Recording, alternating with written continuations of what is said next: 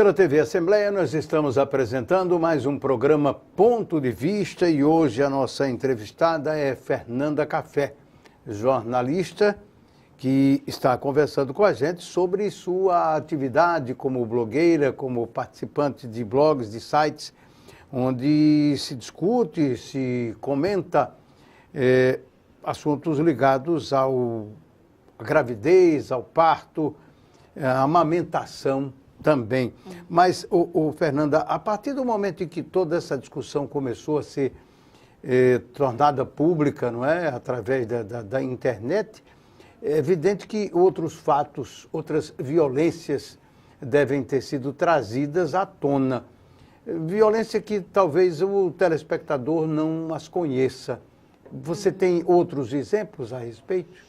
De violência obstétrica, além das práticas que eu já mencionei, a questão da episiotomia, do Chrysler, que é a manobra que muitas vezes sobe na barriga da gestante para empurrar, a agressão psicológica à mulher, essa é principalmente na rede pública, esse tipo de agressão, mas às vezes ocorre também na rede privada, é como eu estava falando, assim, uma indicação a uma cesariana desnecessária pode sim ser violência obstétrica.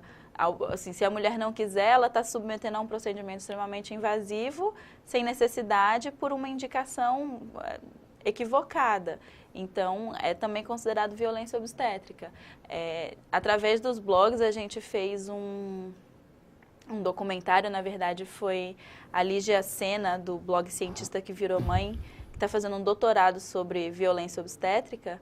Ela realizou um documentário no qual ela coletou depoimentos de mulheres, assim, mulheres que perderam o bebê por causa de más práticas obstétricas e coisas que a gente busca evitar, não só o sofrimento das mulheres que, no fim das contas, estão com o bebê bem, é o que eu estava falando no começo, assim, se o bebê está bem, a mãe está bem, o parto dela tem que ser relevado, assim, tudo que ela passou, toda aquela experiência, ele tem que ser ignorado só porque o final deu tudo bem? Não. A gente não está buscando punir os médicos, a gente está falando que médicos são violentos, que obstetras são violentos, mas que as práticas que são difundidas hoje nos hospitais, elas são violentas e que elas têm que ser revistas.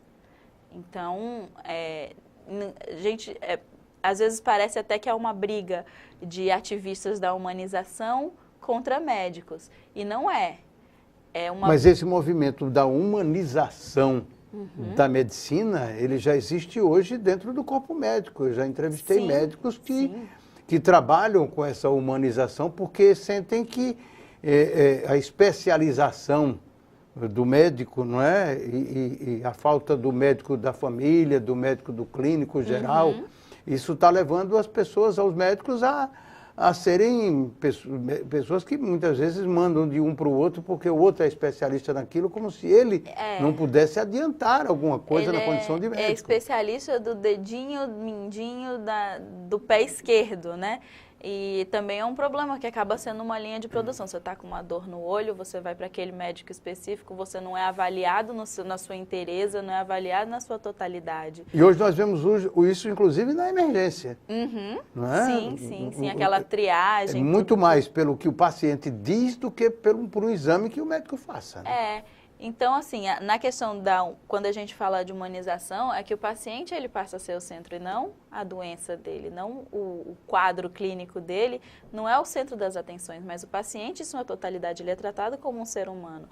E é isso que, principalmente no momento do parto, que é a chegada de um outro ser humano, que aí a gente já entra na questão assim, dos procedimentos que são feitos com os bebês ao nascerem, assim, procedimentos desnecessários, o corte precoce do cordão umbilical, a aspiração das vias, a aplicação de colírio, a aplicação de vitamina K, todas essas são práticas que são massificadas e que podem ser encaradas quadro a quadro, assim, de paciente para paciente, se eles são necessários mesmo. Para todos. Para todos. Se todos são necessários para todos. Exato. Assim, a gente tem práticas como, por exemplo, o colírio de nitrato de prata. Ele é necessário para prevenir infecção nos olhinhos do bebê, caso a mãe tenha algum tipo de DST. Se o bebê nasce de cesariana, ele não passa pelo canal de parto. Ele não está passando ali pelo canal vaginal. Então, ele não vai ter contato com essa possível DST. Para que vai aplicar esse colírio de nitrato de prata no bebê? Que é um colírio que pode queimar, pode causar conjuntivite química. E isso é feito de forma massiva em todos os bebês que nascem. A aspiração, o corte do cordão, assim, hoje está se falando muito nessa questão do corte ser feito depois de 3 minutos do nascimento, mas ele é feito de forma imediata, porque já tem que levar esse bebê para sofrer essa série de procedimentos para esfregar, tirar o vernix, que é aquela coisinha branca que os nenéns nascem, tem que tirar aquilo, tem que esfregar, e aquilo é proteção da pele do bebê. Então, esse tipo de prática que pode ser revista, pode ser encarada de pessoa para pessoa, não é, porque os médicos estão acostumados a esse tratamento linear, esse tratamento massificado. Você não é médica, você não está falando aquilo que você acha. Você está falando com base naquilo que você estudou, viu e tem conhecimento. Adquiri através de relatos, de comentários no blog, de muitos textos. Os blogs, principalmente de maternidade, são uma grande comunidade, então a gente está sempre lendo os blogs de outras pessoas, está sempre construindo ações juntas. Então, isso tudo, eu não estou falando daquilo que eu imagino que seja, estou falando de experiências reais, de muitos médicos que estão começando a mudar de postura, outros profissionais de saúde, assim, que fazem parte de uma equipe, enfermeiros, que têm uma visão um pouco menos tecnicista e que relatam o que acontece nos hospitais, e a gente tem acesso a esses relatos. E quando a gente põe essa alternativa, fala, não é necessário esse colírio, eu não estou falando isso porque eu acho, eu não estou falando isso porque eu li sobre, mas são artigos científicos, estudos que comprovam isso. De quem fala com conhecimento de causa. Isso. Fernanda, agora, durante o seu período de gravidez, né, tirando esse... como é que a gente pode dizer, esse epílogo, né? Esse final que não foi do jeito que você queria. E também aquela primeira consulta já prevendo o que ia acontecer. Mas o período todo do parto, que experiência é essa? Em relação ao que? Assim, a gravidez, minha gravidez era uma gravidez que você não tinha planejado, não é? Mas a partir do momento em que eu aceitei, eu vivenciei na inteireza, assim, desde sentir... fazer yoga, fazer hidromassagem, me preparar para o parto, tudo isso eu fiz a partir do momento que eu aceitei a gravidez, e até hoje, assim, eu vivencio isso de forma muito próxima com meu filho, mesmo tendo esse hiato, essa que parte foi aí o que parto você não quis, mas isso não modificou em nada o amor que eu sinto pelo meu filho, ou toda a construção que a gente teve. Tudo isso a gente constrói de forma muito unificada, assim. Eu acho que ter me apropriado tanto do meu corpo durante a gravidez, me transformou numa mulher diferente e numa mãe diferente também do que eu poderia ter sido se eu não tivesse pesquisado tanto, me aprofundado tanto nesse mundo. Benjamin vai gostar de ver isso na televisão. Agora, Fernanda, e o período de amamentação, o que é que se discute no blog? Na verdade, eu particularmente... Porque o primeiro blog, o primeiro site, blog era Mamíferas, Mamíferas. Né? Eu particularmente não me aprofundava tanto nesse tema porque meu período de amamentação foi muito tranquilo. O Benjamin mamou até 2 anos e meio de idade. Só o desmame que foi mais porque eu queria do que porque ele queria, não foi um desmame completamente natural. Por ele continuava. Por ele continuava, mas aí para mim já não estava ficando tão bacana. E aí a gente encontrou um meio termo aí. Então, mas assim, o blog eu sei que trata assim dessa questão do vínculo, da amamentação, das dificuldades de pega, dificuldades de rachadura, todo esse tipo de coisa, produção de leite. Tem muitas mães que fizeram mastectomia ou redução de mama, desculpa, mastectomia não, redução de mama, que às vezes prejudica um pouco o fluxo do leite.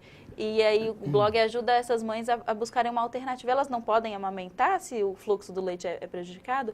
Não, tem como. Relactação, coloca o leite artificial com um canudinho na mama, o bebê mama ao mesmo tempo que ele está estimulando a mama, ele está com um complemento também, então ele está sendo alimentado. Essas alternativas são todas apresentadas no blog também. E aí as pessoas interagem, certamente, e trazem situações novas, trazem situações novas, falam, não funcionou para mim assim, então eu fiz de outro jeito. E a gente, poxa, essa experiência também é legal. Traz aqui, escreve um texto para a gente sobre isso. E aí a pessoa vai lá e compartilha a experiência. Olha, eu não funcionei com esse canudinho, eu funcionei de outra forma. Então tá bom. Mães que voltam a trabalhar e tem que estocar leite, como é que estoca? Como é que descongela? Como é que ministra esse leite? Dá na chuquinha?